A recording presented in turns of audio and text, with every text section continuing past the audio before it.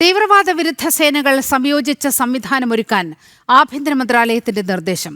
എല്ലാ സംസ്ഥാനങ്ങളെയും സംയോജിപ്പിച്ച് ATS സംവിധാനം കാര്യക്ഷമമാക്കാനാണ് നിർദ്ദേശം. ഇത് സംബന്ധിച്ച് DGPമാർക്ക് ആഭ്യന്തര മന്ത്രാലയം നിർദ്ദേശം നൽകി. വിവരങ്ങളുമായി എസ് നന്ദഗോപൻ ചേരുന്നുണ്ട്. നന്ദഗോപൻ, വളരെ പ്രധാനപ്പെട്ട ഒരു തീരുമാനമാണ് കേന്ദ്ര ആഭ്യന്തര മന്ത്രാലയം മുന്നോട്ട് വച്ചിരിക്കുന്നത്.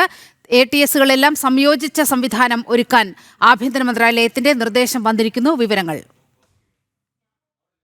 ഇന്ന് കേന്ദ്ര ആഭ്യന്തരമന്ത്രി അമിത്ഷായുടെ നേതൃത്വത്തിൽ ഉന്നത ഉദ്യോഗസ്ഥരുടെ യോഗം ആഭ്യന്തര മന്ത്രാലയത്തിൽ ചേർന്നിരുന്നു. ഈ യോഗത്തിലാണ് ഇത്തരം ഒരു തീരുമാനമുണ്ടായത്. അതായത് സംസ്ഥാനങ്ങൾക്ക് അപ്പുറത്തേക്ക് ഈ തീവ്രവാദ ശക്തികൾ വളർന്നിരിക്കുന്ന ഒരു സാഹചര്യം, സംസ്ഥാനത്ത് അല്ലെങ്കിൽ സംസ്ഥാന സർക്കാരിന്റെ നേതൃത്വത്തിലുള്ള ആന്റി ടെററിസ്റ്റ് ഫണ്ടിന്റെ പ്രവർത്തനം ഇപ്പോൾ നിലവിൽ സംസ്ഥാന അതിർത്തികളിൽ എത്തി നിൽക്കുകയാണ്.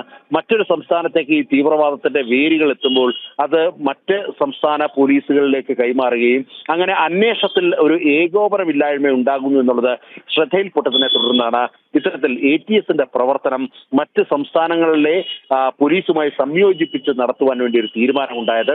ഇതുമായി ബന്ധപ്പെട്ട് ഈ ആന്റി ടെററിസ്റ്റ് കോഡിന്റെ പ്രവർത്തനം ഇനി മുതൽ സംസ്ഥാന അതിർത്തികൾക്കപ്പുറം ആ അതിർത്തികൾ ഭേദിച്ചുകൊണ്ട് ഈ മറ്റ് സംസ്ഥാനങ്ങളിലേക്ക് കടന്നു ചെല്ലുവാനുള്ള നിർദ്ദേശമാണ് നൽകിയിരിക്കുന്നത്.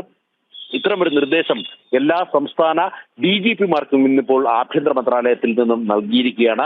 ഇനി മുതൽ ഇത്തരം കേസുകൾ ഉണ്ടാകുമ്പോൾ സ്വാഭാവികമായും ഈ ആന്റി ടെററിസ്റ്റ് സ്ക്വാഡിന് മറ്റ് സംസ്ഥാനങ്ങളിലേക്ക് എത്തി ഇതുമായി ബന്ധപ്പെട്ട അന്വേഷണത്തിലേക്ക് കടക്കുവാനും ആ സംസ്ഥാനത്തെ പോലീസുമായി സംയോജിച്ചുകൊണ്ടുള്ള ഒരു ഇടപെടൽ നടത്തുവാനുമുള്ള ഒരു അനുമതിയാണ് ഇപ്പോൾ ആഭ്യന്തര മന്ത്രാലയം നൽകിയിരിക്കുന്നത്.